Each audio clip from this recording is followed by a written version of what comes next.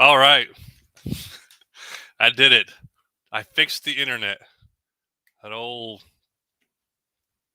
aggravating thing. All right, so I'm here. I got a lot of explaining to do. First off, I'm trying out this new headset, and makes me sound weird. I can't hear myself. And I'm trying to do microphone. So if anybody's watching right now, I need a little quick assessment of the volume. Can you hear me? Is it clear? Is the sound normal? Does it look clear? Probably take a couple seconds for people. There's already people on here, so I got a aggravating story to tell. I got a long story to tell before I get started, and then I'm going to do something. JD Hall says it's good, and I trust JD Hall. Samuel Ward says loud and clear. Okay, so I don't like this thing already. I may switch. This is a trial and error thing. I usually wear these, but they kind of hurt my ears. Went and bought this headpiece, and I already don't like it because it like makes me sound muffled. I can't hear myself talk very. It's like I got a cold, and everything sounds muffled. Anyways, we'll go on for now. So, this is what I get for planning ahead. I decided to try to do these live streams. I'm going to do them once a week. I'm trying to pick Monday or Tuesday. I haven't decided like what's my set day. This one, the last one I did on Thursday, and I got Aaron and I called him like that day to see if he wanted to do it. This one, I planned for 2 days. I got a hold of Fishhawk. He wanted to do it. He was all on board. We already talked about some stuff. That was on Sunday night. I talked to him Sunday night. I messaged him like 30 minutes, and he had something come up. He kind of forgot, but he also had something going on that came up. And so no Fishhawk, just me. Trying to work on this. Hey, what's up, Jerry from 10 Mile?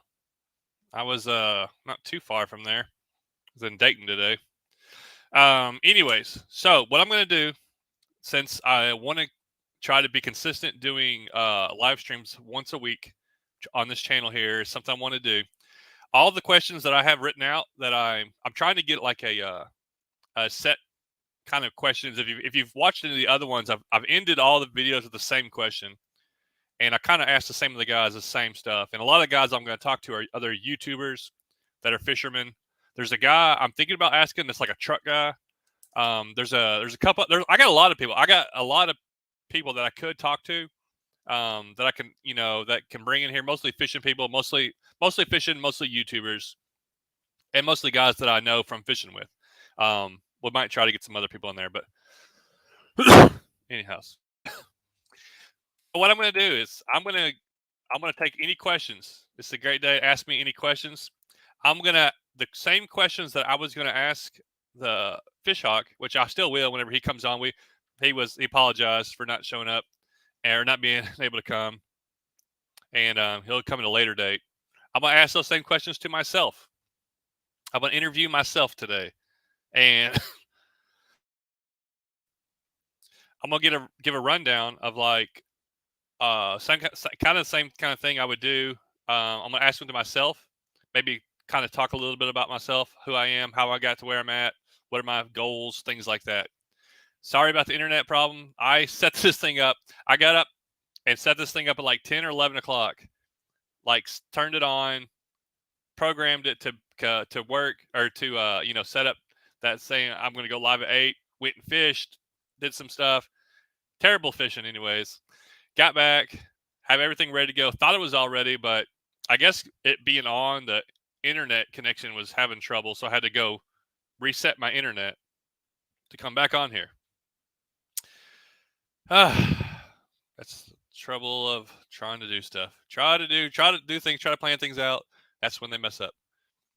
I will try to go through a lot of questions when I see them, and I will I'll do the same thing. So I'll ask myself questions and answer questions from here. So let me go through here. Eric Severe says I broke the internet. There was too many people waiting on it. That's what it was.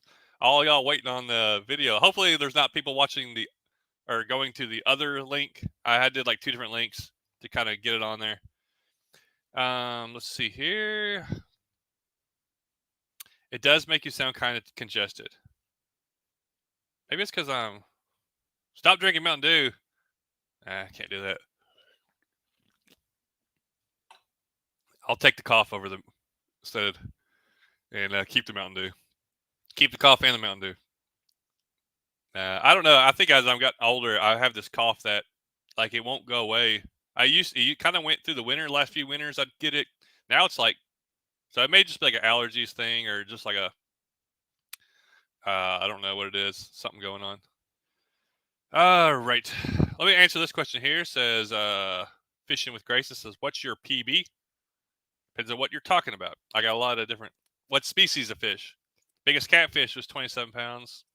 My biggest largemouth was 7.5 pounds. Biggest spotted bass that just broke was 5 pounds, 6 ounces. Biggest smallmouth was 4 pounds. I think it was 10 ounces. I want to get a 5-pounder. Yeah. Thanks, Catfish Chris. Yeah, boom. Let's show that. Let's get some. I gotta quit paying for these Mountain Dews. That's why I'm going broke over here. All right, I like that question. Who taught me to fish? I'm going to answer that. I'm switching to these. This is.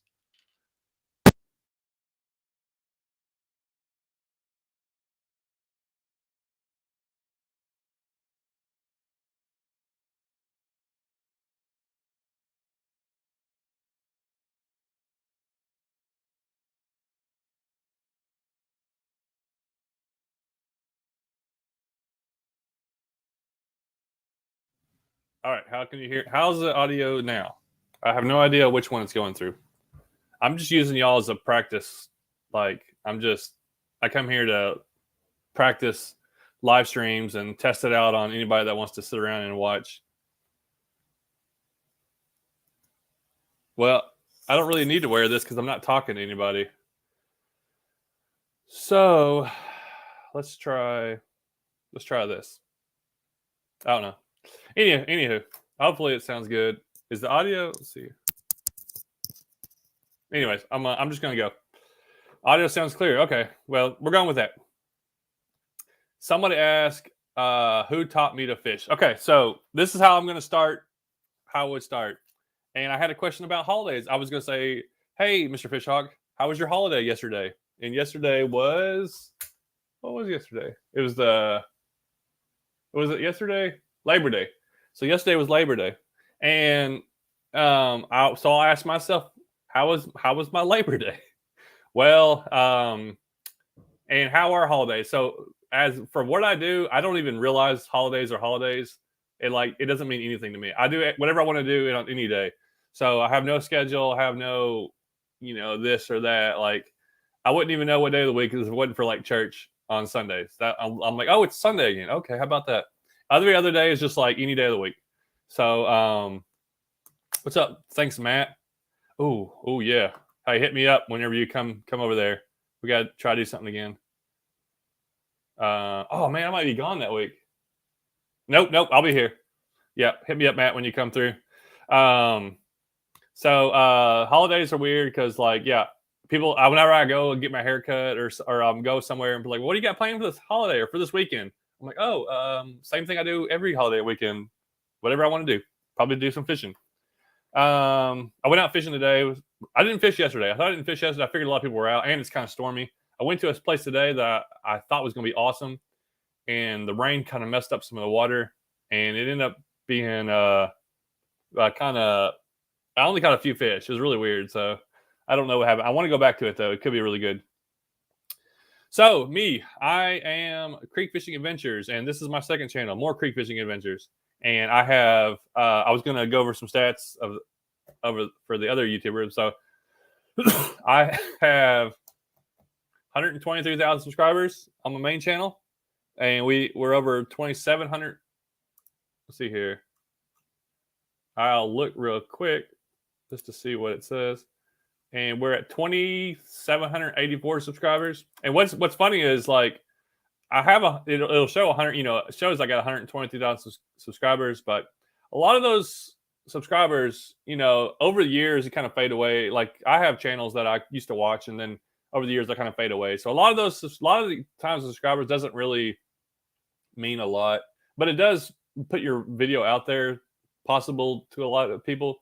So your hardcore people are going to be the 5,000, 5% of your audience is like your hardcore viewers, is from what I've kind of gathered and learned.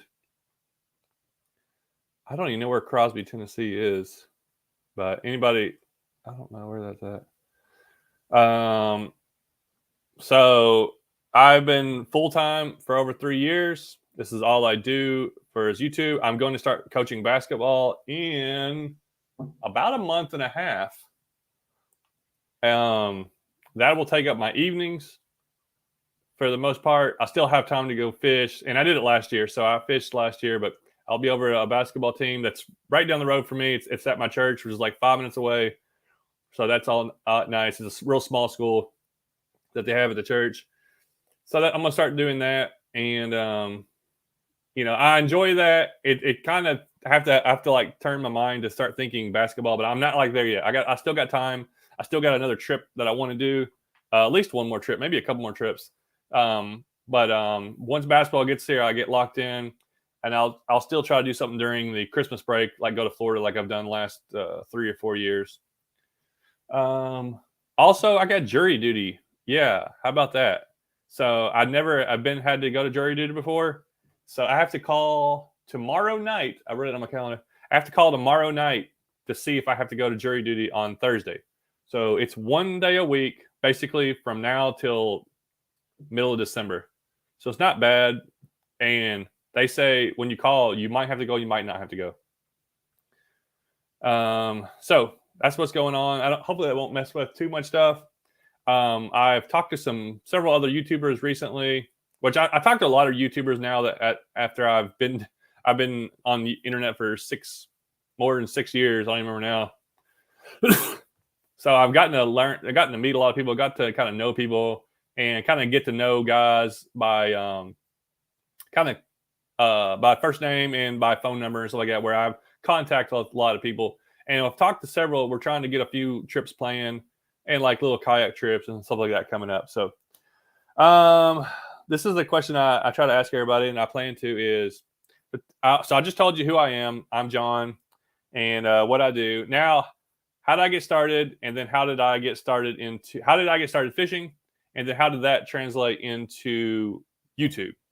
So fishing for me was something I've always interested in when I was little, as far as I can remember. I remember, fishing, basketball. I've always been interested in hunting, guns, trucks. I got more into trucks when I got into high school, and that'll come up in a minute. So fishing when I was real little, my dad was a pastor of a church, and we lived in a parsonage, it was like the house next to it. And there was a creek and a basketball goal. So there was a creek I'd go fish, and then I'd go play basketball. So it was like I would do it all the time. That was from when I was like 6, 7, 8, 9, somewhere right through those years. It was 3 or 4 years living there. So 6, 7, 8, 9, I was really into that. My dad would take me fishing. We had 6 kids, so my dad would take me fishing, every once in a while. As far as that goes, and but he didn't fish a lot. My mom didn't fish a lot. Nobody else in my family really fished a lot. I knew people that fish, but I didn't. I mean, most guys that fish a lot of times go out on Sunday, so I never got to go out with most people because there's no way I was being able to allowed to go out. And then as I got a little bit older, I got more into sports. We moved several times, so every 3 or 4 years we moved, like as I was growing. So I never really got settled into a lot of places or with people that got into fishing. So through high school, mainly my thing was basketball. That's all I put my main emphasis in. And then once I got out of, oh, it's not the grand jury. No, it's not. Once I got out of high school, I got kind of into. We'd always fish like a little bit. I go to a bank or go to a pond and just fish a little bit. Never fished off boats or kayaks. After high school, I kind of got into trucks, and I still like trucks. I got an '89 Chevy Silverado. I love that style. I like the square body Chevys, and I started messing with them, learning how to change parts, just kind of changing this, changing that. And then that takes a lot of money. If you get into the hobby of like automotives or pretty much any hobby takes money. So that one is always consuming me. I bought a house, my first house when I was 21, and I was doing heating and air at the time. I'd gone to school. I'd gone to HVAC tech school, got 1 year degree, worked there for 3 years, saved up money to buy a down payment on a house. Had a house similar to what I'm at now, but it had a nice garage. So I missed my garage. So I had this big, nice concrete garage, and I was always working on something. And I loved it. I loved working on projects. I love solving problems, figuring things out. And that's what I did in air conditioning. I was a service technician, so I loved to give me the hardest problem they have and let me go figure it out. Or, give me some kind of complex thing and let me solve it, or do some kind of thing. So I learned a lot about wiring, how that works, how different wirings works, what to use. As far as that's through heating and air, learn all about air conditioning. Then I'm always learning about trucks and how to change parts and tools and different things. So I'm spending money on tools all the time, spending money on trucks. And I had my buddy Tom, buddy Tom, we would go fish the banks of the Cumberland River. We had a couple spots, so we would just go there with worms. Like, that's all I knew. Like, go there, toss out some worms, using a spinning rod or Zebco 33s, pretty much kind of what I used, and catch whatever, from yellow bass. I remember catching yellow bass, drum, catfish, just bluegill. Nothing crazy. Never caught anything big. And I always just enjoyed it. But I always was so busy. Like, I also played as an adult. I was always on like a men's league or going to play basketball at least one night a week, maybe 2 nights a week, like a time. So like trucks, basketball, and then if you do heating and air, service technician, you're busy. And in the summer, you don't get off till like most of the time almost dark. So you don't have a lot of free time anyways. Plus you're on call on weekends. So I never had a lot of free time to be able to go out. Whenever I did talk to people that fished, I would always like, man, I would love to go out and fish and do that. I just didn't know a lot of places, and I didn't really understand creek fishing as far as wading it and getting into places. I lived around some really good spots. I just didn't. No one ever invited me to go to these kind of things or do this kind of stuff. Or I had a couple friends that took me kayaking a couple times, and that was right before I moved. So I was like, dude, kayaking, I can see myself doing some kayaking. I enjoyed that. So time goes by. I moved to East Tennessee when I was 27. I sold a bunch of trucks, or not a bunch. I sold a lot of parts. I did sell some trucks actually. Came down here with one vehicle, my '89 Silverado, and just lived at my sister's house for a while. My brother-in-law, we had a place that we'd go to this pond, and he had a little pond prowler, and this pond was loaded. It was crazy. We'd catch a lot of bass on frogs. And there's a couple places I would go and I'd catch fish, and I always figure out a way to catch fish. I'm like, and I always kind of lean toward finesse fishing and fishing slow with, like, I used to use this black and blue worm, and I would drag it across the grass or something. But I never used anything like expensive quality. I would go every year and like buy a new rod and reel combo, like the $40-$50 Abu Garcia combo, and I'm like, that's a pretty good combo right there. That's buy a little bit of this, buy a little of that. I hadn't got into it hardcore. And when I moved here, I kind of needed more hobbies. And then I moved to an apartment. And there's a lot of water around here. There's like lots of places. One of my sisters lived right on this one spot. And I remember it's one of the areas I kind of started fishing a little bit and would catch some big old drum or, some different fish. And I was like, that's kind of neat. Let me get some Mountain Dew. And then I moved to an apartment here in Cleveland, and it's right by Mouse Creek. And I would, in the afternoons, whenever I got off work, whenever I did get off work a little early in the evenings, I'd just go sit on that bank. I didn't want to be in an apartment, so I go sit on the bank, and I'd throw some worms in, and I ended up catching like all kinds of different fish. And then I got two sisters that live here, so I got one of my sister's house lived on this little creek. And I go back to that little creek, and we'd find fish, and I end up exploring it more.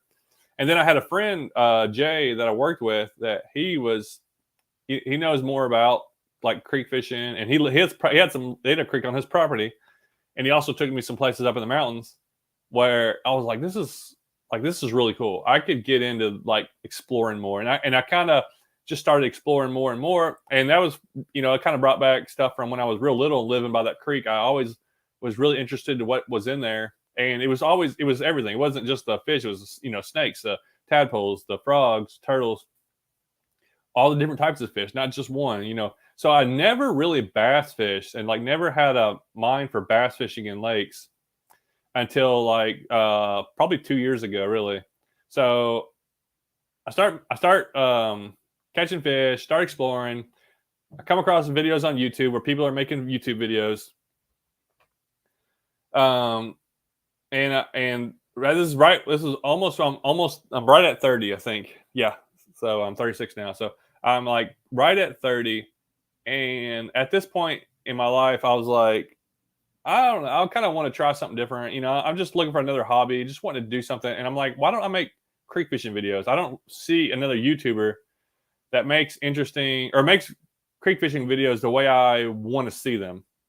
I want to see somebody going out the creek, just exploring it, catching whatever, showing what's in these little places, going to little bitty ditches, going to random spots. And I was catching, sometimes like, nothing giant, but like 14, 15, 16 inch bass. And I was like, that's crazy. Those bass are living in these little holes. And then that leads me to finding more and more streams. So I was like, you know what? I'm going to make a video. So I make a couple of videos that are really bad. And I just try to start figuring out like how to make a video and put it together. Never owned a laptop, never owned a camera for that. Didn't have anything, had no experience, didn't know a single YouTuber. If I didn't know a YouTuber, I thought they were like the, most famous person in the world. Like I didn't know anything about anything when it has to do with videos or editing or YouTube. So I had no experience. So I knew I wanted to do videos on creek fishing, so I just started doing it. And first year, I got 200 subscribers, made like 20 videos.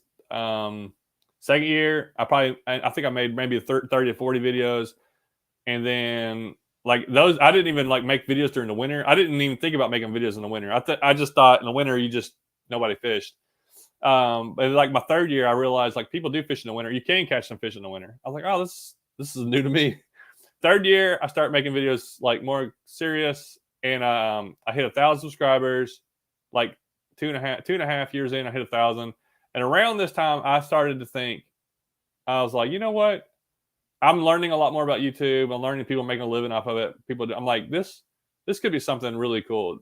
This could be something I want to do. So I started putting a lot of effort into it. Still doing heating and air.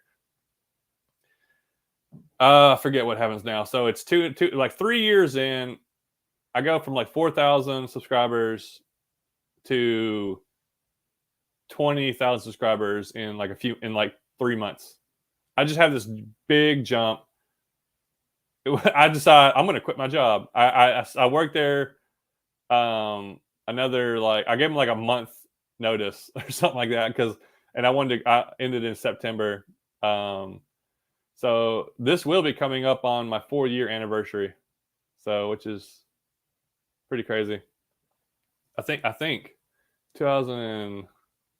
I don't even remember now. So I'm pretty sure this is coming up my 4-year anniversary of full-time YouTube. I quit when I had 20. I had like 25,000 subscribers when I quit. Not making enough to live off of, but I had saved up some of the money that I had. And here I am now, still doing it, still waiting for it to just fall apart or to find something else. Like, what am I going to do next? So that's why here I am making a podcast, or I guess it's called a podcast. Doing live streams and I'm going to start trying to do these once a week. This is like my 4th or 5th one. Who knows what's going to happen with it, but it's just something I want to try to do. I still want to make fishing videos. I still want to do this. So I don't know what's happening. As far as revenue and income, I've been pretty steady. Thankfully, I've had some really good supporters that watch like every video, and I've been pretty steady from like 15 to 20,000 views on almost every video, I would, you know, if it would double, it would be awesome. Or, you know, it's the thing with YouTube. It could, you know, people could kind of fade away and I could have 5,000 views, or it could jump up to 50,000 views a video. And a lot of it's how YouTube pushes it. Like, I know there's people out there that want to watch it. You know, I feel like I'm making decent enough content for more people to view it, but also I'm thankful for everyone that does, because like it isn't, you know, there's lots of other things. There's lots of more professional things being made out there. So here I am, 36, making YouTube videos, gonna start coaching, and enjoying it, having fun, but also looking to do more. Like, what else can I do? Can I put some uncut fishing videos on there? Will they make money? Can I do this live stream stuff? Will it make money? Can I get more partnerships and sponsors? And I got a Pradco. That's my biggest one. They pay me monthly. Get a lot of lures from them, which is something I might do here in a minute on the video. And is there a rod and reel company I can work with? Is there more companies that want to? I don't know. There's a million things out there. I get all kinds of offers for stuff. Most everything's from China. So I'm like, I don't know, but I'd love to get. I need to start adding more income outside of YouTube. Let me take a few questions, and I'll ask myself the next question. Hey, I just made a channel. It's called Fishing with Chase. Any tips? POKY Chase. Just do it. I don't know what kind of tips you're wanting to know. As far as starting a channel, you just got to start it and figure out it. Have a goal in mind. Have something that you know you want to make videos on. Like, if you come into it, just come into it strong. Don't come into it with one video and think, I have no idea what I'm going to make my next video on. Have 10 video ideas before you even start. So when I started this second channel, I thought about it for a while, and I'm like, what am I going to do? And this is how I did my how I would do any channel. Like, this is how I suggested. Like, make 10 videos before you even before you even publicize them or whatever, or publish them.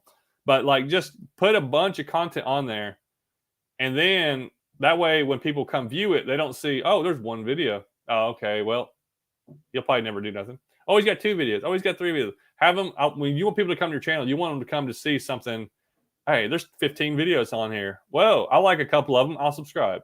Or there's 20 videos on here. So put a bunch of content on there. Get well done as best you can, not just junk to fill up space, but put content on there before you're trying to say, hey, don't ask somebody to subscribe to your channel if you only have, 2 videos and one of them's a 10-second video and one of them's this. Like, there's nothing. Have something worth them coming to. So if you see yourself, if you look at your own channel, think, why would I subscribe to this person that I have no idea who it is? Especially so on YouTube, just everybody, nobody knows who anybody is. You have to do something first. Samuel Ward says, I'm in Northwest Alabama, and the Tennessee River is right here. A lot of creeks. Yep. I would rather fish creeks in the summer after it gets hot. Yeah. That's why I like creeks and rivers. You're going to catch more fish for the most part than if you fish a lake. And I never really fished lakes. So now I've got this whole nother thing on my channel that I'm like a kayak tournament fisherman now. And that's something I never even knew was. I didn't even know that was a thing a few years ago. Now I'm getting to fish in like a national tournament. So part of that because there's not just an enormous amount of people in kayak fishing. There's a lot of people in there, a lot of good people, but it is still growing. So yeah, there. But I went kayaking today, but I went to this little creek. It was like this little part of a little creek that I found, and it was loaded the other day. I went back today. I don't know where the fish were. It was crazy, but I still ended up catching 5 fish probably. But it just was a lot slower than I thought. But creeks and rivers they stay cooler most of the time. The fish stay more active throughout the day. There's always places where they're feeding. I don't know. There's a lot more to them. A lot of stuff going on with them. River rat fishing. That's cool to know what you got started, because after watching just a few of your videos, I'm convinced to start my own channel. Yeah, I can't tell anybody if they're going to be successful. You may start a channel, and this is like anybody, not a specific person. You may start a channel and it never goes anywhere. Or you can start a channel. I had no intentions of mine ever doing anything. I never intended to be successful as far as a YouTuber. I didn't start to. That wasn't my goal starting out. My goal starting out was putting out some creek fishing adventure, putting out creek fishing videos that I think other creek fishing fans will find interesting. That was my goal. I just wanted to find some other guys that I know that they're interested in it, and also showcase things that are in the creeks and stuff like that. And I still try to do a lot of creek stuff. I'm trying to get it in as much as I can because it's about to get colder and I won't be able to do as much creek stuff. But Mike says, do you have wade tournaments near you? No, but I've heard about those. I don't think we have them around me because there's so much places to kayak. There's so much places to fish, like lakes and stuff. There's not a lot of wading. I mean, I got some small streams that I go to, but near me, there's not a lot of wading rivers.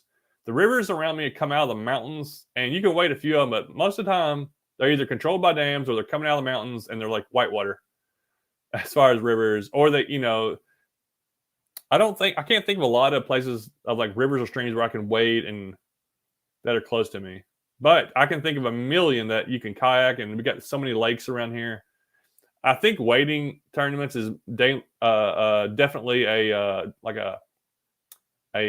an area. You have to be in a certain area to do that, because I know some people that do that, and they're like in that area that I guess there's probably not as many lakes and stuff, and the rivers aren't all dammed up like they are around here. Let's see here. Danny Housewright. I'm a long time viewer. I remember when you went full time YouTube. I really enjoy when you film small roadside creeks. Now, every time I drive past one, I wonder how many fish are in there. Yeah, that's how I found the one I fished today. I got it on the road and waded down to it a couple of days ago. And then I went back to my kayak because I found like this access like on the side of the road. It's a little bit bigger of a creek, but I do love the little ditches and stuff. How about a meetup or subscriber tournament? That's actually a good idea. I don't know how to say his Mr. P. I've thought about trying to put together a tournament. I definitely have some ideas for a meetup, and I'm still working on that. I want things to be ready, like my new merchandise. I'm working on new t-shirts, new designs. And once I get all that together, I'm probably going to have some local meetups. So if you're in the area, but I don't know. We'll see how that goes. It could be something I do more and more often. Jerry Kilpatrick says, who are some other YouTubers you plan on having on? So today I was supposed to have on Fishhawk. He said he'll do it either next week or the week after. We'll plan that. I've talked to the Bassmaster, the Georgia Bassmaster, Marshall. We talked to him about it. Who else have I talked to? I've talked to 2 or 3 other. There's just a bunch of guys I know that I've told several of them, like, I might get you on there when I get a chance or whenever we get to it. So there's I don't know. I don't really have a list right now, but I have a couple other people that I haven't asked yet. So I don't know when to say that. And I have some people that I think would be kind of cool to do something different. Maybe some guys that are not fishermen or different people like that. So thank you, Eric Severe. Trapped on an island, only can bring one lure. Yum dinger or crick hopper? Oh, that's a tough one. The yum dinger does fall apart, but it catches bigger fish, I feel like. The crick hopper, I think the yum dinger is more versatile. I don't know. If I gotta eat the fish, I may have to go with the yum dinger. But then again, I could lose it like on one cast. A fish could rip it off. So that's a tough one. This guy here, I don't know what language it is. Definitely not American, because it says, have you ever caught a muskie heavier than 15 kilograms? I don't know what 15 kilograms is, but I haven't caught any very big muskies. I've only landed 3, and I'd say they're 10 pounds and less. One of them wasn't even 10 pounds. One was a smaller one. One of them probably was 10 to 12 pounds. I'm not sure the kilograms, but thank you for the question. Let me go through a few, and then I got a couple more questions I'll ask myself. Have you ever tried Z-Man TRD craws? They work well for me in the creek. Sammy Warden. No, I haven't, but I bet they do. Yeah, I 100%. I'm sure they do. I know Chris knows a guy. Catfish Chris knows who. Catfish Chris might have used them. I think he does use those. But Bassin Grass. I think Bassin Grass uses those things, and I've seen him catch some good smallmouth. They're Z-Man something. Kevin Paldrill, do you have problems with fluorocarbon fishing line breaking? No, I've been using. I don't have a roll in here. It's the Seagar. This is a new braid I got from the Kayak tournament, 15-pound braid. But I usually the red label Seagar. It's decent price, and I've been using 10-pound. That's like my go-to now for my leader line. 10-pound fluorocarbon leader line, and it's been pretty strong. I have broke off a lot 6 and 8 pounds. I've had a lot of those break. Since they've gone to 10-pound, I haven't had near as many breaks. I still catch a lot of fish on it. Let's see here. Catfishing Chris says, Andy. Oh, like a Texas regular shaky head, it'll look a tad funny, but it'll work. 6 Cents just released a football weedless nethead. Huh. Let's see here. Yeah. I could bring the Hellgrammite. Now that definitely would work. I was planning to use the Hellgrammite today. I was all pumped up going back to this place that I found these fish. I'm like, I'm going to go with the Hellgrammite. The water was murky, and then the fish. I don't even know where the fish were. So if the water was clear, I would have caught a ton. And if they hadn't changed, whoa. Lee Mower says 33 pounds of 15 kilograms. Man, yeah, I know they get big. No, I'm not a big fish person. Unless you're talking about spotted bass. Somehow, all of a sudden, I turned into a spotted bass, like, assassin. I'm slamming some spotted bass here recently. The video I'm editing on today, I caught some 16s and 17-inch spotted bass. And it's got the 4-pound spotted bass, 20-inch that I caught off a boat. I put it on Instagram, but so I put two videos together. It's one I'm editing. It'll probably be out next week, but it's got a bunch of good spotted bass. I've hit in the last month. I'd say in August, I caught, I think 2 4-pound spotted bass. I caught a 5-pound 6-ounce. They're Alabama spots. I've caught several really good largemouth. Calm Spirit, any plans on fishing the Holston River or South Holston Lake again soon? Man, I would love to. Those are just a little far for me to go up and fish, and I mean, I could do it. It's like they're like 3.5 hours, 3 hours from me, and I just got a lot of stuff around me that I can do. Usually, when I do a bigger trip, I'm going to go somewhere else. And, I'm gonna try to get up to Kentucky to fish. I got a friend up there that we're going to try to do something, and I'm trying to get out to North Carolina, fish with Exploring Adventures, and there's I just found a new spot. I did some scouting today. I just found a new spot where I could put a kayak in and go downstream to this area. I didn't know I could do it. It's 50 minutes from my house, and it's like I just found an access point. So I just keep finding the things. There's a spot 2 hours from me that I know have muskie in it. I've been trying to fish. I keep forgetting to go there. So let's go. Keith Russ says, "You ever fish in rivers or creeks in Ohio?" I caught that pike, and I really haven't fished Ohio much, like pretty much at all. I think one time, when I went to Michigan, I'd planned to go through Ohio and stop. When I drove through Ohio, everything was flooded. It was just chocolate milk, all the rivers when I was going through. So I was like, well, guess I'm not fishing here. I'll have to plan again. All right, next question for me. Where is this at? Okay. What is something good and something bad that you've gotten out of YouTube? Something unexpected that or maybe you expected or didn't expect. Something good and something bad that you've gotten from YouTube, or YouTube has given me. So, something good or something unexpectedly good that YouTube has given me is, I I thought about it. Oh, well, there's a lot of things. I'd say all the people that I've gotten to meet, all the fishing trips. I'd say the main thing is all the fishing trips that I've gotten to go on from meeting people, from meeting different YouTubers, or just having people invite me to come places. I've gotten in the last 3 to 4 years, I've gotten to do more fishing trips than most people will do in their lifetime. Probably more than like probably several people's lifetimes. If I just go back through the places I've gone and like all the different fish I've gotten to go catch, and last, I never went anywhere and fished until I went full time YouTube. I did nothing. I've never been on any fishing trips.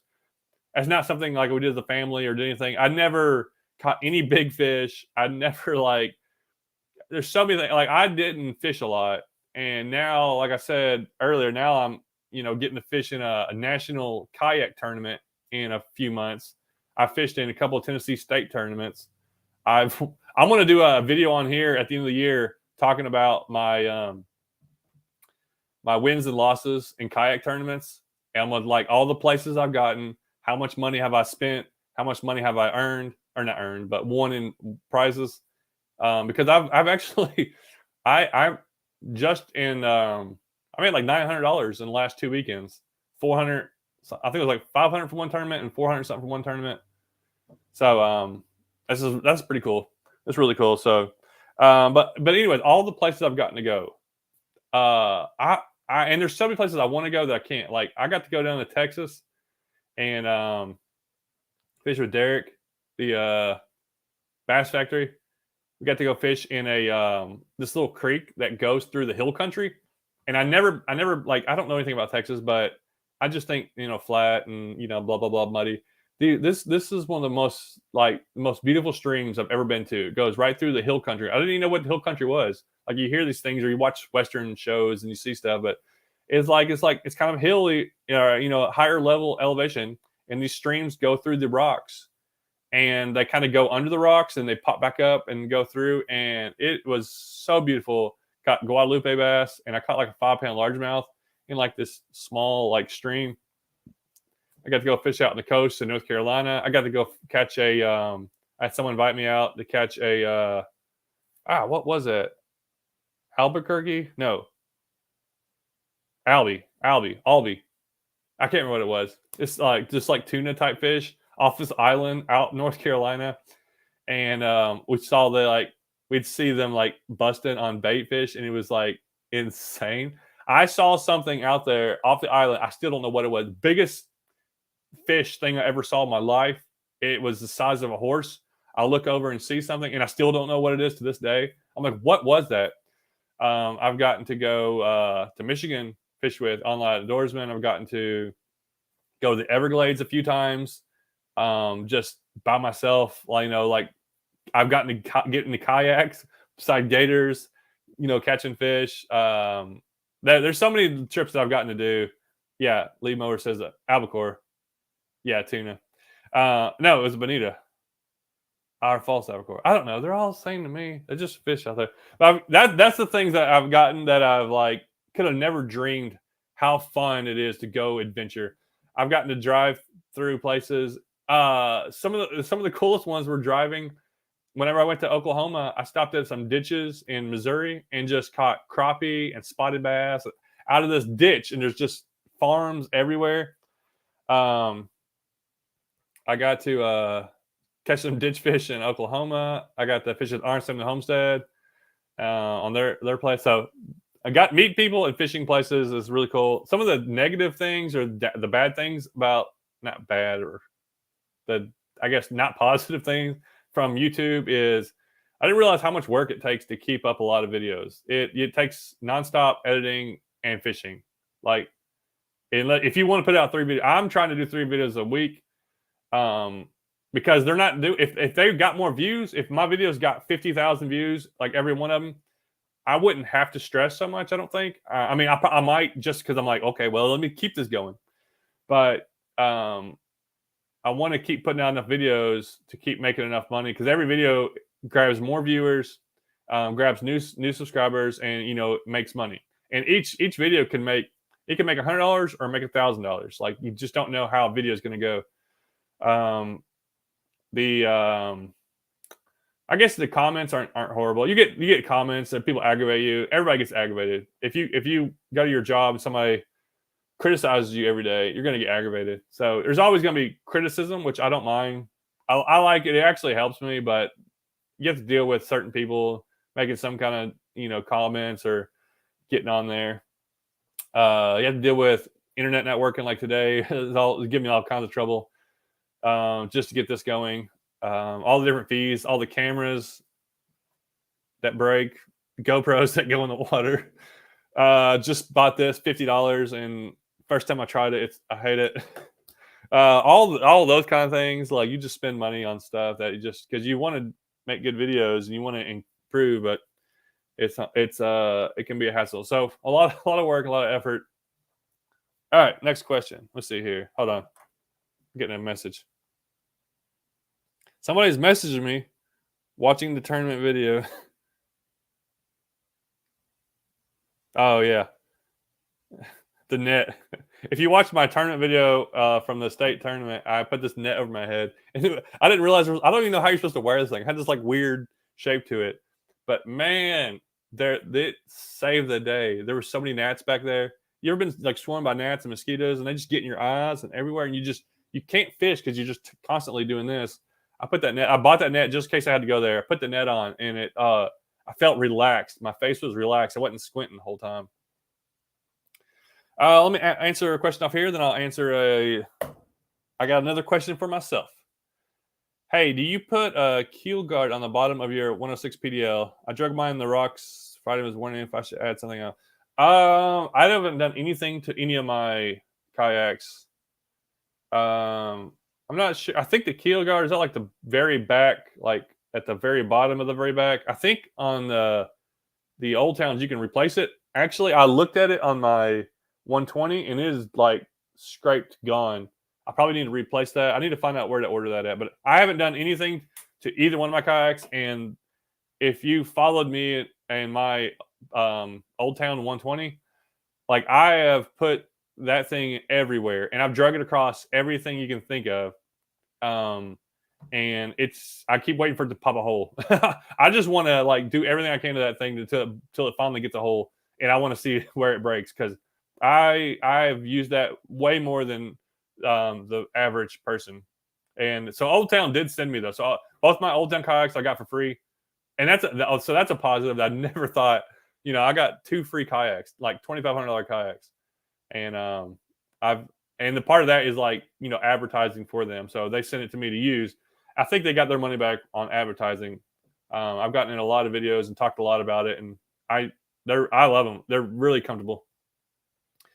That's right.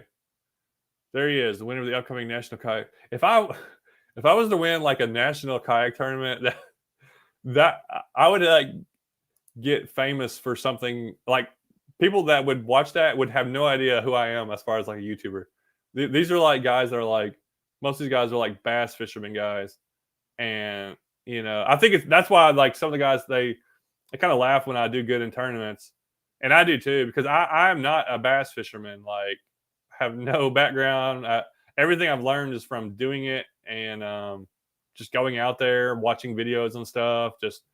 And then mainly everything I've learned is from watching fishing creeks. So if you grew up or you fish a lot of clear water and fish for bass in clear water, and you can learn so much from that. And that's how my mindset is. I'm just thinking like what bass do in clear water and how I've caught a lot of them, how they react, where they're at. And I mean that transitions into fishing anywhere. But getting comfortable on lakes is definitely different. Creek Fishing Adventures, awesome future collaboration. Yeah, I would love to fish with River Certified. I forgot his name. Yeah, it does catch a lot of big fish. I like how simple and everything is too.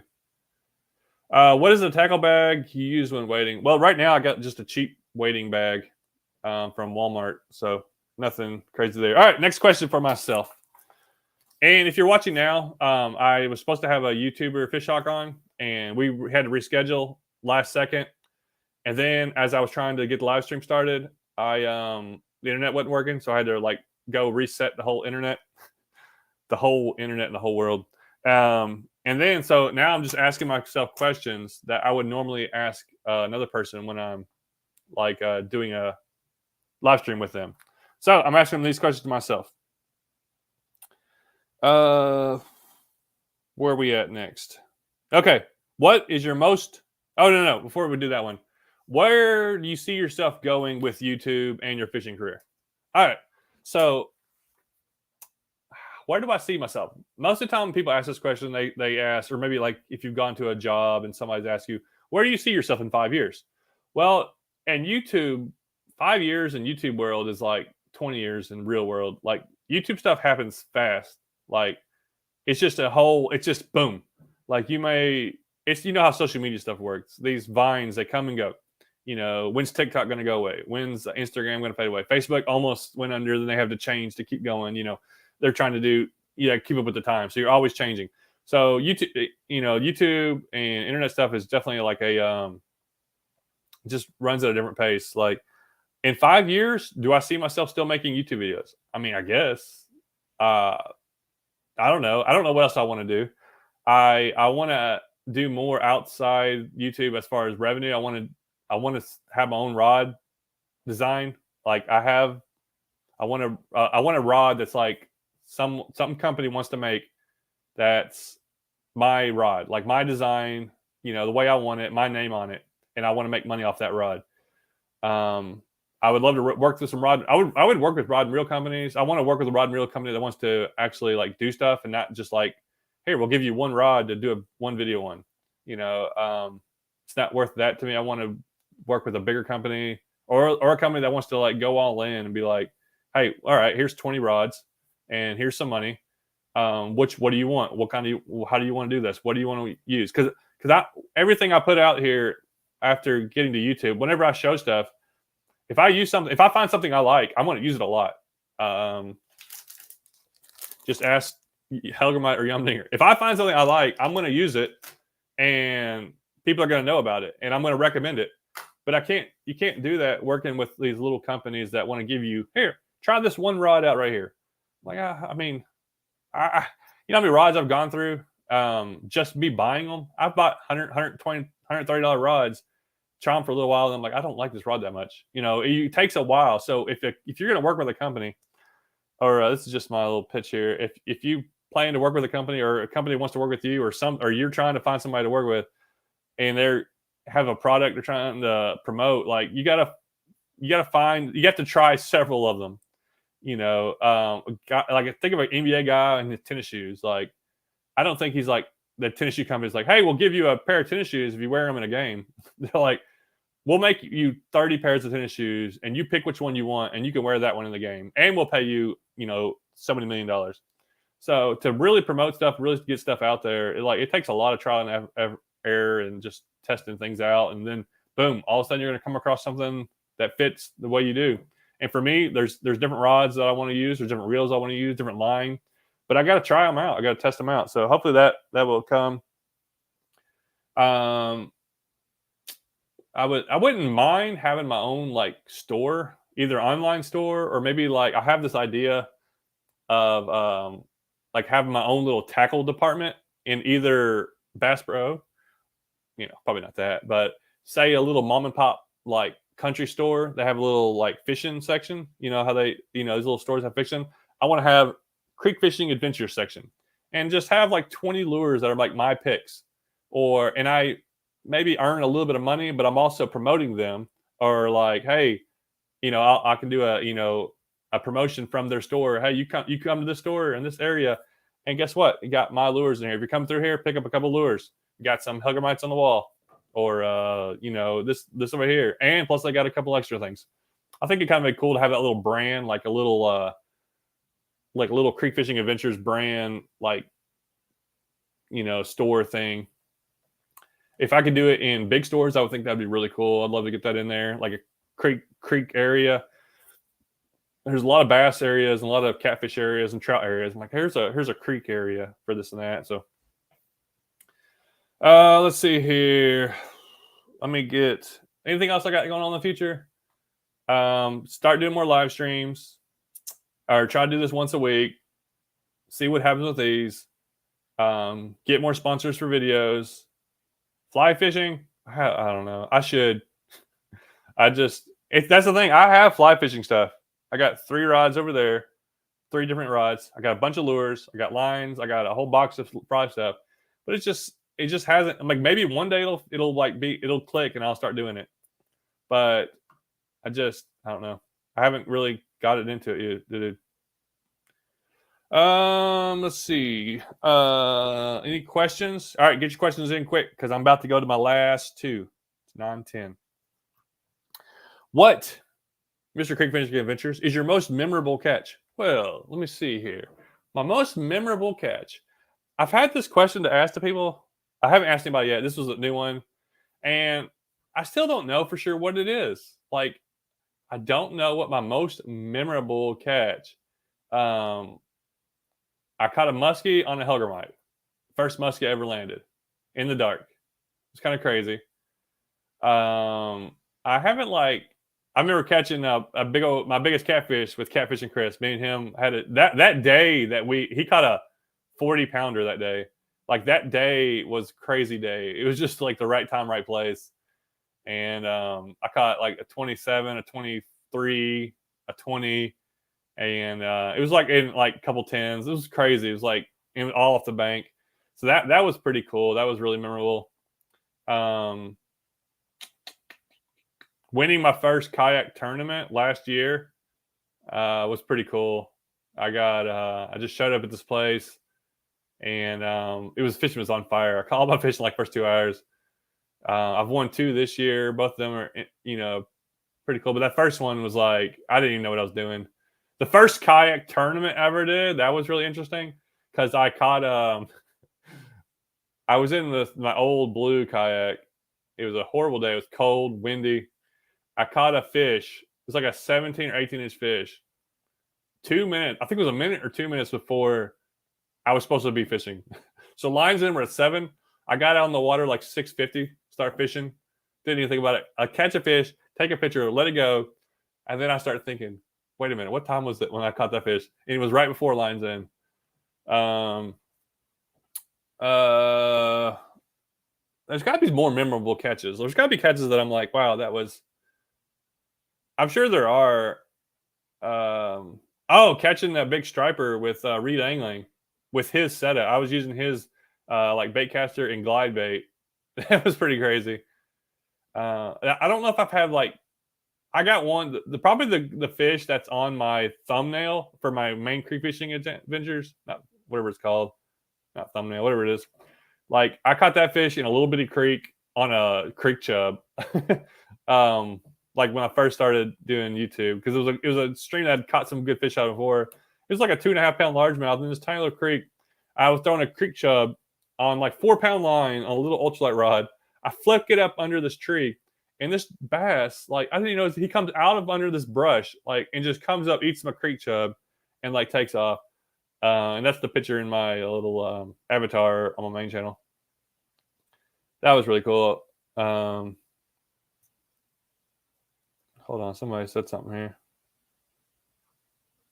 Oh, the mosquito hood, Gary. I got that at Academy. So it's like $3. It was in the camping section. It took me a while to look for it. I had to go look. But dude, that little mosquito net, if you're looking for something, oh man, it'll save you right there. All right. Oh yeah, here's a good question. John is a Mountain Dew man. Long John, meat sticks, Doritos. Let's see here. What is your favorite snacks and drinks while fishing? Mountain Dews. Gotta have those. I do like Doritos. They're pretty good. I like a Snickers bar if I can throw it in there. I like to try to mix it up, different stuff. But yeah, a good beef and cheese stick. Anything you can kind of throw either in a cooler or just kind of throw in your bag and don't have to worry about it too much. That would work. Patrick Hartman says, John, I'd like to see you do a collaboration with Fishmack. Well, we've already done that, but I'd love to do it again. We fished together out in Middle Tennessee. That's a video from the summer. All right, I guess this is going to be my last question. This is one question I have asked all of my other subscribers. Let me answer this. What is your favorite ultralight lure? Oh, if I just had to choose one lure, like I'm just going with one thing. I mean, it's hard not to go with a trout magnet. Like, it is so easy to use. There's a lot of lures that are similar to trout magnets, but if I'm just gonna be like one, just trout magnet, get a trout magnet, 1/64 ounce jig head, little bitty lure, throw it out there, catch all kinds of stuff. I love the little Bobby Garland, tiny little lures. I've been using those a lot. NIKKO makes good stuff. We were going to talk about ultralight stuff tonight with Fishhawk. He works with Euro Tackle, and I haven't used Euro Tackle stuff yet, but I know they got stuff. And mule fishing, I've been using some of their stuff, and he's got some awesome little lures. But I mean, if I'm just gonna like the first one that comes to mind when I say like just think of an ultralight lure that'll just catch a bunch of little fish is the trout magnet. But all right, last question here. If money and time is not a factor in this decision, what is your ultimate fishing trip? Well, what is my ultimate fishing trip? So I don't have to worry about time. I don't want to worry about money. I would go back in time. Just kidding. It would be kind of cool to go back in time, like 100 years, and like fish some streams. Like, I think some streams, whatever. I think some places you'd be like, the fishing here is awesome, and then you go some places and you're like, fishing here is terrible. I'm sure it has fluctuated back and forth certain areas because some places we stock fish where before we didn't, and then some places we didn't have to. There's and there's probably fish going away. But anyways, mine is. I thought about this before. I would start on the coast of somewhere. Give me a place. Virginia, North Carolina. And I'm going to drive all the way across the country. And then I'm going to end in California or somewhere. And I'm going to stop at every little ditch on the way. That's it. Nothing to it. Just a quick little 5-year fishing trip. If I can squeeze it in there. It fascinates me to see what's in every little stream. And every little body of water is different. You start out with brackish water, or you're going to start out with salt water. Then you got to go to brackish water. And what living here? Then you're going to go to fresh water. Then you're going to cross the mountains. You got the mountains of North Carolina. Got way up high. There might not be much fish in some of them streams. I'll get some trout and some smallmouth. Then you're going to go down low, the Tennessee Valley. Then you go back over the plateau. We'll drive through Tennessee. And then you're going to drive through Arkansas. And you got the Ozarks. And then you got the dry, flat plains, Oklahoma. I don't even know what's past that. That's all I've been. And every little stream in between. Some places, there's just going to be all kinds of cool little things in there. And I think that would be just, I don't know. I think there needs to be a TV show. I've always said this. There needs to be a TV show that just drives to certain places, fishes it like a week, and shows you what all the fish that are in there. Like, just catches as many different species as you can, and do it in like big cities, or do it in a town. Just pick a town or something like that and be like, hey, did you know that this fish lived in your town? Stuff like that. All right, I want to ask if you got any questions, get them in. I appreciate everybody being in here. I know I had a lot of trouble getting started today, and I was supposed to have a guest, and all you got was me. But I'm gonna stick to it. Also, if you have any suggestions for future videos for my channel, someone asked, one Road Garage asked, how do I put braid on a rod and reel and then connect it with my fluorocarbon leader? I'll probably will try to make a video on that. I know I'm probably not going to do a great show in the video, but maybe it'll help somebody. And then, just try to do videos like that. I got that one written down somewhere. Any other suggestions? I will take suggestions and make videos on stuff if I think I can make a good video on it. I'm not going to make videos on stuff I don't think I can make a good video on. That's part of it. I have a bunch of videos already on here of like how I do certain things. So, Let's ask, if you have any questions, I'm going to go through these last few questions here, and then I'm going to end her out. I really appreciate everybody being on here. Appreciate some people that gave some money and good comments and have been subscribed to this new channel and are helping out. Valley of Interest says 150 years ago, smoking before the brook trout population met logging head on. Dude, yeah.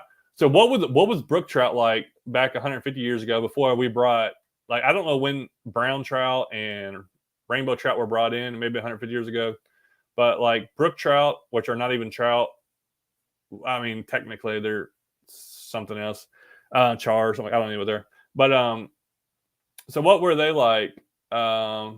You know, what did it look like with them living in the area? Do they still only live at the higher elevations? I know they got brook trout up north, like in Canada and stuff, and they get really big up there. But around here, were they just? I bet they were so thick in some of these little streams. That's the thing. We've made such an effect on the waters around here. Some good, some bad. Depends on how you look at it. But lots of waters and things are changed from us being in here. And as far as lake fishing goes, like, I mean, I think we do a better job at monitoring like size, and we get bigger fish. I mean, down in Florida, I guess you couldn't do much. You're not really doing much there, but our lakes around, especially in Tennessee, they put a lot of effort into growing bigger fish. And it would be cool to see what it was like before. Mr. Infidelity. I got a tip for wacky rigging a yum dinger Cinco. You can buy a roll of clear heat shrink tubing. I like this. Put a 1/4 inch in the middle. Hit it with the heat gun. Double the baits live. Beats O-rings 100%. Yeah, I've seen stuff like that, and I think it's awesome. This is what I like to use for. I can't see it. I don't know why I'm showing it to the. I'm showing it to the screen down here. I don't know why I'm not showing it to the camera. I like these Blockhead Z-Lock shoulder. What do they call it? Owners. This is 1/16 ounce. It's a 1/0 size hook.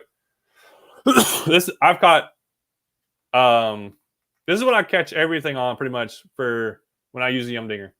Now I do want to come up with something that doesn't tear them so bad. So I want to come up with something where I can still hook it weedless, but it doesn't tear it. Like maybe using a heat shrink also, but like using it on the hook part where whenever a fish bites it, instead of it, pulling through, I don't know. I want to come up with something, but I love doing it weedless so much. I don't like wacky rigging it. And I know they got some like kind of weedless hooks for wacky rigging, but when I hook it on that and hook it up weedless, I can throw it in anything, and I'm confident in it as far as not getting hung up pretty much. Ever catch brown trout on a yum dinger? I've caught rainbow trout on yum dingers. Not brown trout. I've caught brown trout on Hellgrammite and like spinners, but a lot of the areas around here they have some brown trout. Most of the time are rainbow trout, but no brown trout. I don't think on a yum dinger. You lost audio, huh? Can you hear me now? Alf Peterson says I lost audio. Don't forget about the crappie nibbles, Mr. Seth Johnson. That's right. That dude knows about some crappie nibbles. You can go catch about anything on them. Any knot tying advice? Yes, go watch knot tying videos. That's my advice because I have trouble with knots too. I do a double uni knot and for a line to line, and I do a uni knot for pretty much all my knots. And you just got to do it. Knots are aggravating. You got to go learn them. You got to go learn how to do knots. And the good thing is they make a lot of videos on, got a bunch of comments here. They make a lot of videos on how to do knots. Salt Strong. If you just type in knots, you can find videos on them. And that's the best way. Go find videos that make good videos on knots. Thank you, Seth. Yeah. Hey, Chris, that'd be a good idea to make a video on, the crappie nibbles. Yes, uni knot. Was So here, Reels Matt. What's up, man? Long time watcher. Well, I appreciate you watching a long time. I've been making videos a long time. Thank you. I always use straight line because I don't know the double knot. Yeah, I mean that's fine. Use fluorocarbon or mono. They still work. They still catch fish. Why? The reason I use the braid because I like it better. I love the sensitivity and the stronger hook sets I get out of it. Philip says you are the most naturally gifted fisherman ever. What with no content from that boat you bought? What's with the no content? Oh well, thank you. I would say that I do have some natural abilities. That's what like sports and stuff. I picked up sports really easy. Certain things like that, like I don't know if that really helps me fishing, but I mean I am pretty good at figuring things out. I would say that. I'm not trying to say I'm a genius. I'm a pretty good problem solver. I did heating and air, and I solved like pretty hard stuff sometimes, and I could figure things out. I'm patient as far as that. I learn how to. I can pick up different sports or different pretty much any kind of athletic type thing, and like learn how to do it pretty easy. I think that is why that is part of the reason fishing. I have like been able to do decent in these tournaments. Surprised myself. Like as far as like fishing knowledge, I don't have, but understanding how to catch a fish and just kind of figuring out like simple things or making casts, where I think fish are and stuff like that. I think that has helped me. I sold my little boat and I bought another boat, and I still haven't. I used it like a month ago. And I have the video. I never edited the video. There was actually like an exciting thing happened too. I'd caught a bluegill. So I bought a pond prowler 10-foot. I caught a bluegill while I was bluegill fishing on Parksville Lake. And I'm reeling this bluegill because I tried to catch bass, couldn't catch no bass. So I go bluegill fishing, catches bluegill. This giant spotted bass eats my bluegill, peels off drag. I'm reeling it in. He lets go. I'm like, wow, that was crazy. My poor little bluegill's swimming around. That fish comes back, eats it again, peels off drag. I'm getting all the way to the boat, and I'm going to try to scoop it, and he comes off again. That poor little bluegill was all messed up. So I bought a pond prowler. I may try to use it more in the wintertime. I love my kayaks. Like the kayaks are so comfortable because the kayaks I have are pedal drive and comfortable seats. I'd rather fish out of it. Let's see here. Bloopers video. So I get asked about this one a lot, and I would love to do a bloopers video, but I don't have any footage. Like I don't keep all the footage, and it's too hard to go back and look for like blooper.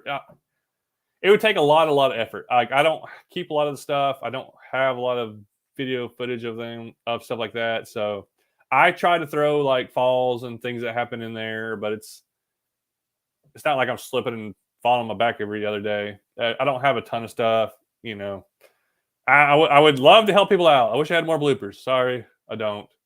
And then, like I said, I don't keep a lot of the footage. They would have to pile up a lot. I do love the video where that I put together where I almost died. That was one of my favorite ones that I kind of put together. It's like all these things happening all in one video where that things that I could have died from. Where I saw the bears. Did I put the bears one in there? I don't remember if I put that one in there. Where a tree almost fell on me, like landed right beside me. Where I think I saw like wild hogs and stuff. So, I bet that's right. They were almost as heavy popping as rainbows in the tailwaters. We have a couple of places in East Tennessee where they're still plentiful. Yeah, supposedly. Yeah, I know they're brook trout are like native in some spots in East Tennessee. My buddy Jay took me to a spot. We hiked like 20 miles.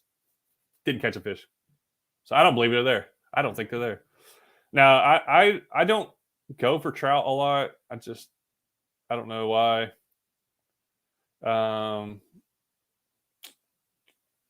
Yeah. Natives are not to Tennessee. Yep, only brook. Yep. I don't think any. I think the rainbow and the brown trout came from Europe or something. Pretty sure. Let's see here. Goodness. Caught 95 crappie on the nibbles. You're a crappie nibble fishing fool. All bass in Tennessee are native as far as I know. Yeah, I didn't even think about the other ones. Yeah, except for the F1 strain. The F1 is a mix of Florida strain and northern strain. Yeah, Alabama bass. They actually Alabama bass are native to just a very small part of Tennessee, the Conestoga River. Other than that, they're not. But they are in Parksville, where I usually catch a lot of them, and they're not supposed to be there. Oh, what is the strangest bait you have used that you thought wouldn't catch anything, but you've had luck with? That may be that one. I actually really I need to go back and like research my own videos how this lure came to be, because there's no way I thought that would work. Like, I would never use a lure like that two years ago. I would have thought that was the stupidest thing. There's nothing in the water that looks that color. Now I look for the crazy colors and look for the weirdest things, because they work. It's one of those things. I don't know what else I've used. Like, I used a topwater in the winter one time, a whopper plopper, and caught a fish on it in December under the dam. That was kind of crazy. I was like, I'll just see what happens. I don't know any other crazy lures I've used. But it took me a long time to use the Hellgrammite. I'm going to do something with these lures here in just a minute. I'm going to get y'all's opinion. Let me finish answering questions. There's no content on the boat because I don't have a boat. Sold the boat, got a bass raider. I sold the boat the same day, the next day. I went and bought a bass raider with that money. Yeah, this is a good question. Is trout fishing in Tennessee better after the weather gets cooler in your experience? Yes, I think so. I don't really trout fish in the winter. I mean, you can go catch them right now in the summer, but they definitely can get lethargic. Like, it's so funny. Trout, the colder it is, the more energetic they get. Warmer it is, the calmer they get. It's like, and a largemouth is like the opposite. Like, the colder it is, they aren't moving. Hotter it is, they're ready to like just eat anything. Good question. Have you ever got a parking ticket while creek fishing? No, I am surprised too. I park all kinds of places, anywhere, everywhere. Just pull over. No, haven't got a ticket, or I don't even know if I've been told to move. Like, I don't think so.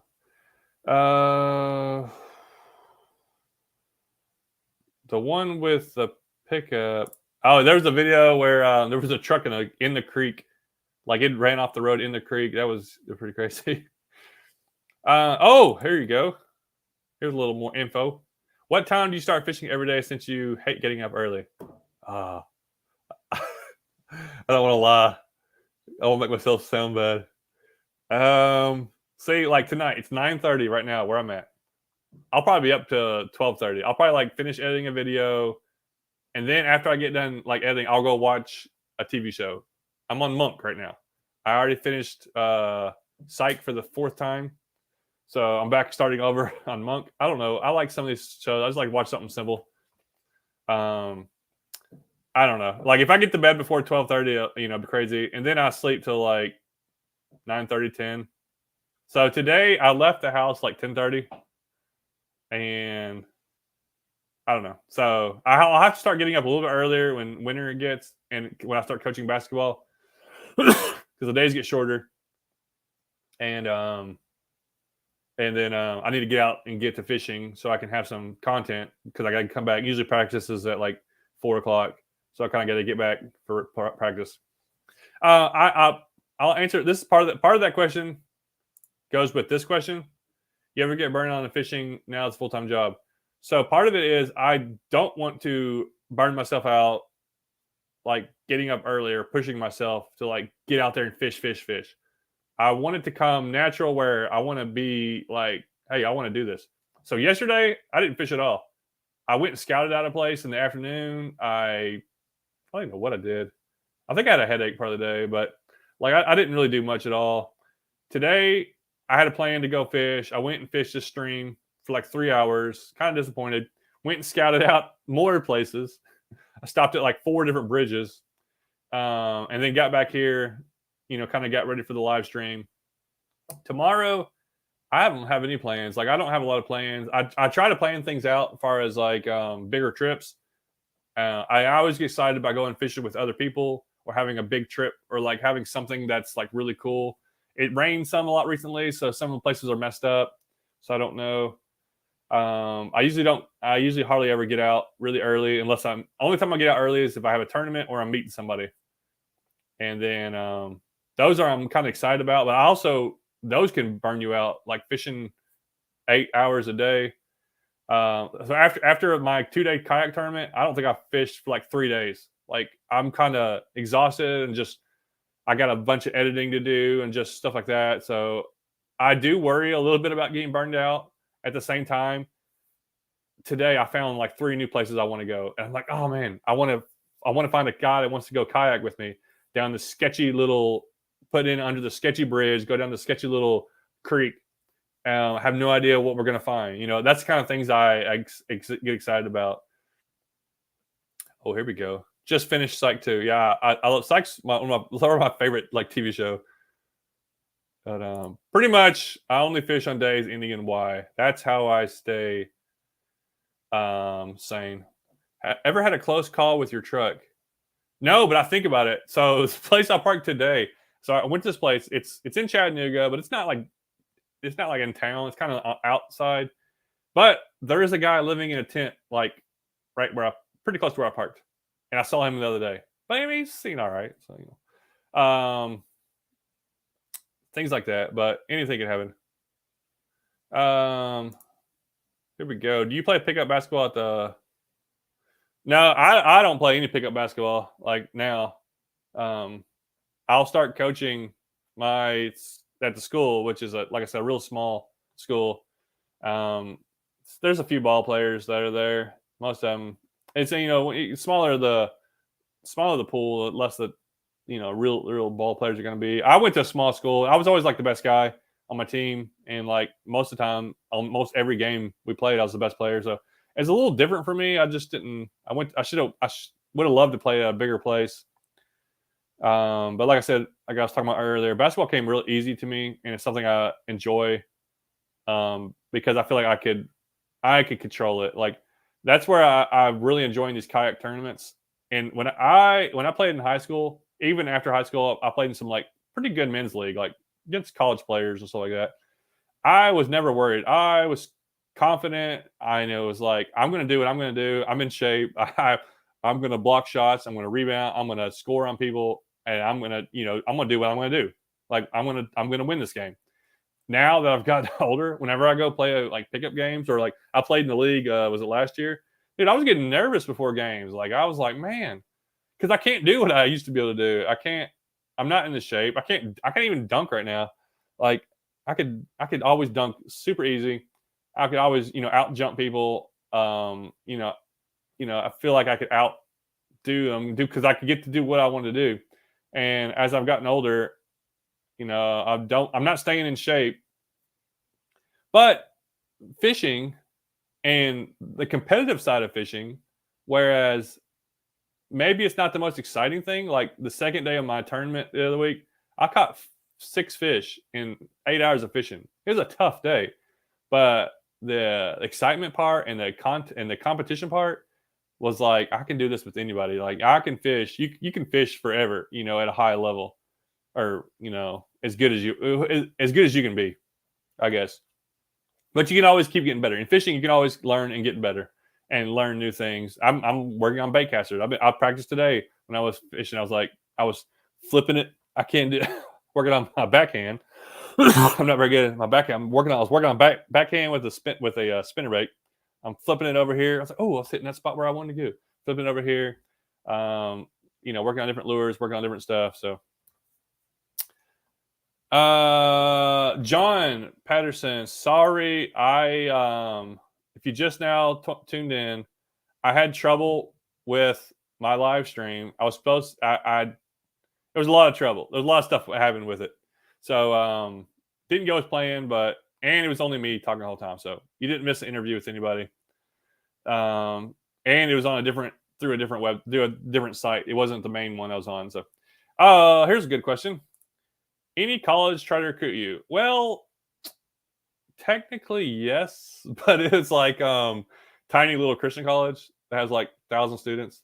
So it wasn't like a real college.